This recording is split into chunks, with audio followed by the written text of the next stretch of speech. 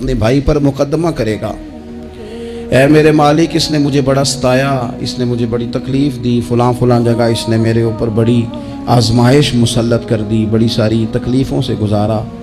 इससे मुराद मुसलमान भाई है, वो उसका दोस्त हो या कारोबारी साथी हो या सगा भाई हो या कोई भी हो। हुजूर फरमाते हैं वो मुकदमा करेगा। ये मुस्नद इमाम अहमद बिन हम्बल में हदीस मौजूद है। अर्ज़ गुज़ार होगा, ए कायनात के रब इसने बड़ी तकलीफ़ दी, बड़ा सताया, मेहरबानी की जाए मुझे इससे बदला लेके दिया जाए।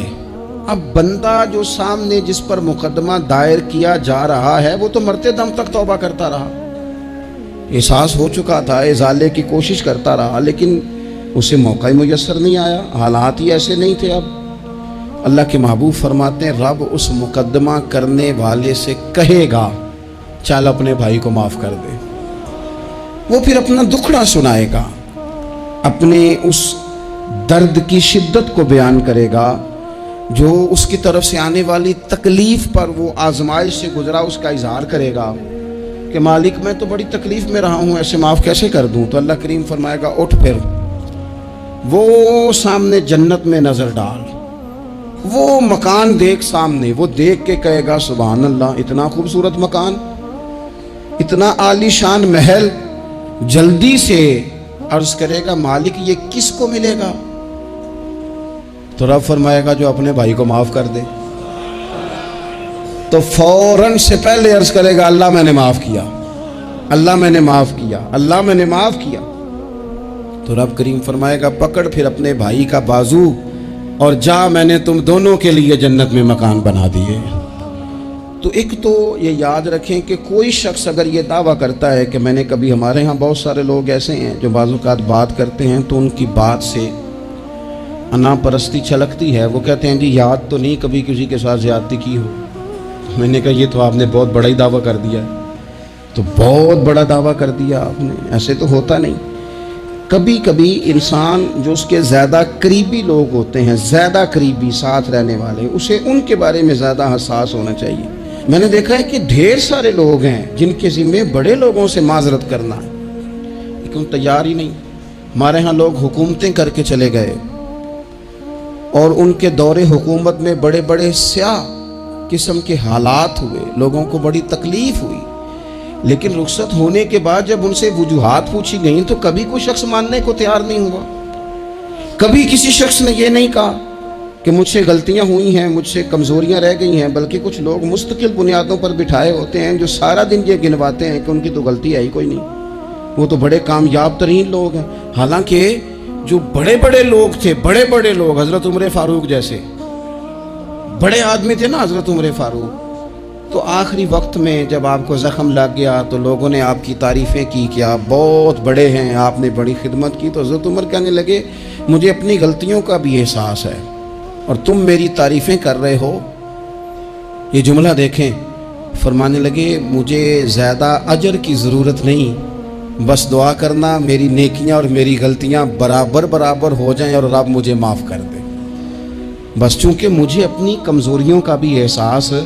यहाँ ये मामला होता है कि लोग जब गलतियाँ कर रहे होते हैं, जुल्म कर रहे होते हैं, ज़्यादती कर रहे होते हैं, तब वो समझते हैं कि हमें तो कोई देखने वाला नहीं।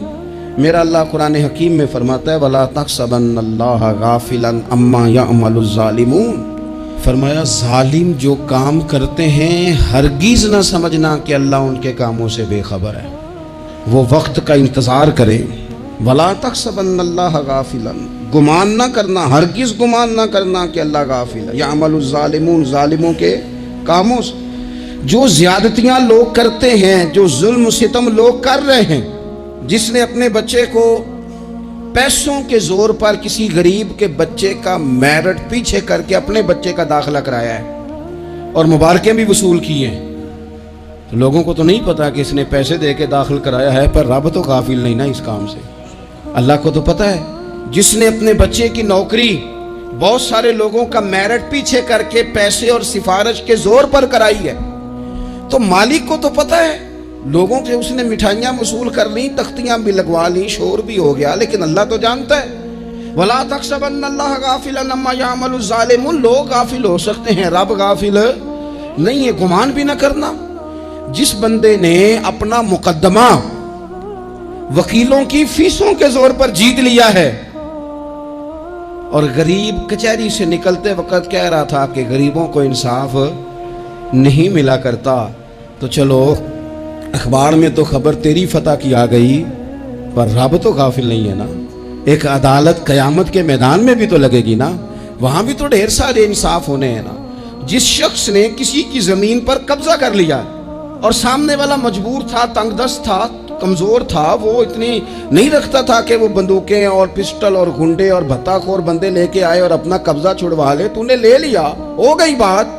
लोगों को तो नहीं पता, पर रब तो गाफिल नहीं है ना। मेरे रसूल पाक सल्लल्लाहु अलैहि वसल्लम ने फरमाया, जिसने किसी की जमीन पर एक बालिश्त कब्जा किया, क़यामत के दिन अल्लाह ताला सातों जमीनों का तौक बना के उसके गले में डाल देगा। उसकी गर्दन टूटेगी, झुकेगी, वो कहेगा मालिक ये तकलीफ तो फरमाया दुनिया में तुझे शौक पड़ा था ना जमीनों पर कब्जे का, तो रखना सारी ही अपने पास, करना कंट्रोल।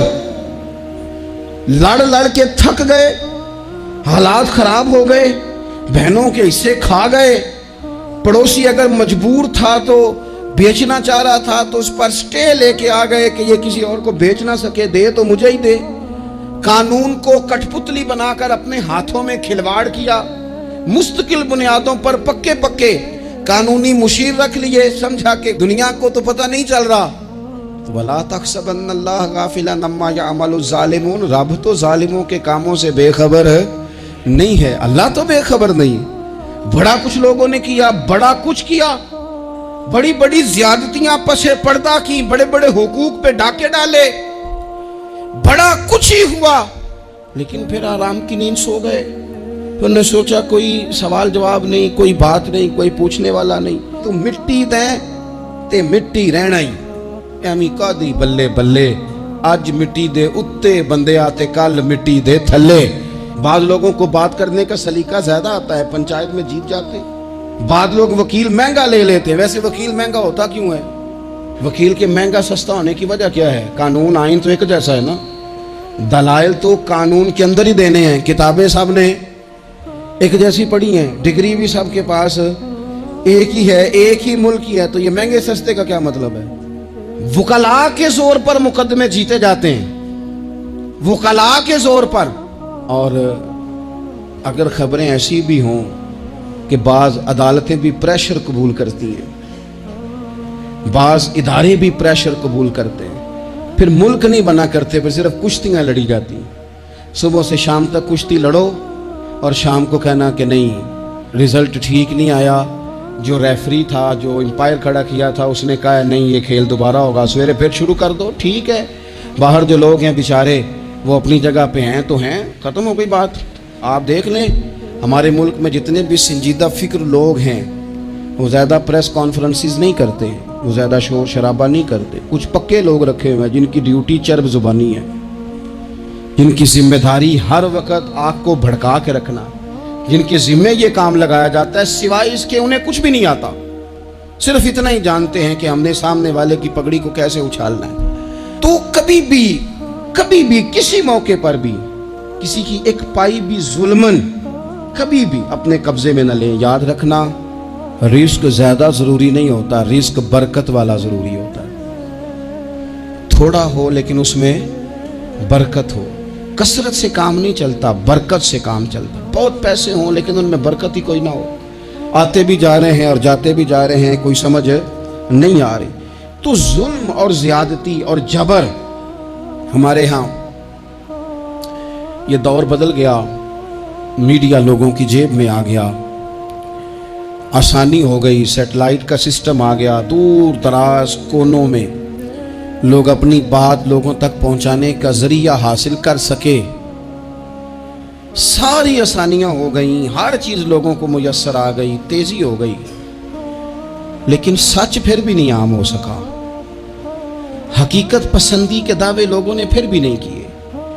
अगर कोई चीज आम हुई भी तो वही झूठ, वही बददियानती, वही जुल्म सितम। आप देख लें कोई एक केस भी कभी आता है मैदान में, एक केस भी, और 4 दिन अपनी अपनी फेसबुक की बात बढ़ाने के लिए उस पर शोर भी किया जाता है, फिर वो दब जाता है, फिर उसके बाद वो किस्सा पारीना हो जाता है। जब जुल्म हद से बढ़ जाता है फिर इंसान का अपना वजूद भी उसके लिए बाइस आर बन जाता है। इब्ने हजर कहते हैं कि एक शख्स को मैंने एक मकाम पे देखा, वो मेरे इलाके का तगड़ा बंदा था, सियाना बंदा था, मालदार था, क्या कहते हैं पंजाबी में डंडी पट्टी बड़ी कायम थी, बड़ा उसका दबदबा तनतना था। लेकिन मैंने उसे तबीब की दुकान पर लेटे हुए देखा तो उसके वजूद से पीप निकलती थी। मैंने उसे कहा, यार तेरे नाम से तो लोग खौफजदा रहते थे, तेरा नाम लेके तो लोग बच्चों को डराया करते थे, तेरे से इंसलाक रखने वाले तो बाजारों में गर्दनें ऊंची करके चलते, तुझे क्या हुआ? तो कहने लगा, बस जब खुदा का हुक्म आया, जब अल्लाह की हिकमत का गलबा हुआ, जब तक उसने ढील दी तो दी, लेकिन जब वो पकड़ने पे आया तो फिर हाल ये हुआ कि एक गरीब मछेरा मछलियां पकड़ने के लिए दरिया में सारा दिन बैठा रहा, उसे मछली ना मिली। शाम को रो ही पड़ा कि मालिक मेरे तो बच्चों के पास खाने को भी कोई शय नहीं। तो एक मछली शाम को बड़ी मेहनत के बाद एक बड़ी मछली उसके हाथ लगी। उन दिनों ना मछलियां मिलती थी ना गोश्त मिलता था। वो बेचारा एक मछली लेके जा रहा था अपने घर की जानिब, तो सामने उसे मैं आ गया। जो तरीका होता है, किधर लेके जा रहे हो, कहाँ से ली है? तो कहते उसने कहा, साहब मुझे पता है आप मुझसे छीन लेंगे, लेकिन मेरे बच्चे सुबह से भूखे हैं, यही मेरा रोज़गार है, आज मुझे कुछ नहीं मुयस्सर आया, मैंने इस मछली को लिया है, मुझे तो बेचने को भी कुछ नहीं मिला, पता नहीं मुझे पकानी किस तरह है। तो ये एक मछली मेरे बच्चों की खुराक बनेगी, कल लूट लेना, परसों लूट लेना, तुम्हारा तो काम ही लूटना है, चलो कुछ दिन के लिए हाथ रोक लो। कहते हैं उसने जब ये कहा तो मैंने एक थप्पड़ मारा और उस आदमी से मछली छीन कर मैंने उसे पकड़ के घर ला रहा था मैं। उस मछली ने, हालांकि मछलियां काटा नहीं करती, कहने लगा उस मछली ने नाखून पर मेरे पोरे पर थोड़ा सा काटा है। और मैंने कहा कोई बात नहीं, मछली ज़रा बड़ी थी, उसने काट लिया, मैंने थोड़ी सी पट्टी बांधी और घर वालों को कहा मछली पका दें, उन्होंने पकाई, खाई, कुछ पता ही नहीं था। 2-4 दिन गुजरे हैं तो ज़ख्म आगे बढ़ने लगा है। तबीब को दिखाया है तो उसने कहा ये तो उंगली काटनी पड़ेगी। कहते हैं वो उंगली कटवाई, 1 हफ्ता नहीं गुजरा था कि ज़ख्म आगे बढ़ा। तो फिर वो हाथ की तरफ बढ़ा तो मैंने जाके दिखाया तो उसने कहा हाथ भी काटना पड़ेगा, सारा बाजू कटवा चुका हूँ, रात को नींद नहीं आती, एक लुकमा पेट में नहीं गुजरता, मेरे बच्चे, मेरे भतीजे, मेरे भाई, मेरे अजीज़ गली गली उस गरीब को ढूंढते फिरते हैं जिसका नाम भी हम कोई नहीं जानते। थक गए तलाश कर करके, खुदा जाने कहाँ छुप गया अल्लाह की इतनी बड़ी ज़मीन में, वो मिलता नहीं, मैं सो नहीं पाता। कहने लगे शेख मेरे लिए दुआ कर दो, मुझे कुछ नहीं चाहिए, बस वो मुझे मिल जाए और मैं उससे ना माफ़ी ले लूँ, बस वो मुझे माफ़ कर दे, 2 जुमले माफ़, जैसे भी होगा मैं मना लूँगा, बंदा दरकार है। इब्ने हजर ने लिखा है, कहते हैं वो तड़पता रहा, रोता रहा, आहोजारी करता रहा। मैंने भी उसके लिए दुआ की कि अल्लाह करे वो शख्स तुझे मिल जाए। फिर कुछ दिनों के बाद मुझे किसी ने बताया कि मर तो गया है तड़प के, पर उससे माफ़ी का मौका मुयस्सर नहीं आया। दोस्तों, ज़िंदगी में कुछ काम ऐसे हम करते हैं, वो राज गर्चे हमारे सीनों में दफन होते हैं, लेकिन कहीं जुल्मन ज्यादती के साथ हमने 4 पैसे भी किसी के हड़प किए। काम मेहनत करनी नहीं, जी चुराना है, कोशिश करनी नहीं, जी चुराना है। मुल्ला रूमी रहमतुल्लाह ताला अलैह ने लिखा है, जो आदमी जुल्मन चीज़ें खाने का आदी हो जाता है, उसके मुंह को वो बदबूदार जायका लग जाता है। वो खुदा से माफ़ी मांगे कि ये क्या मेरे मुंह को गंद लग गया है, कि हमेशा नाजायज़ की ही लज्जत आने लगी, हराम की लज्जत आने लगी, उसे फिर वो हलाल का जायका ही नसीब नहीं होता।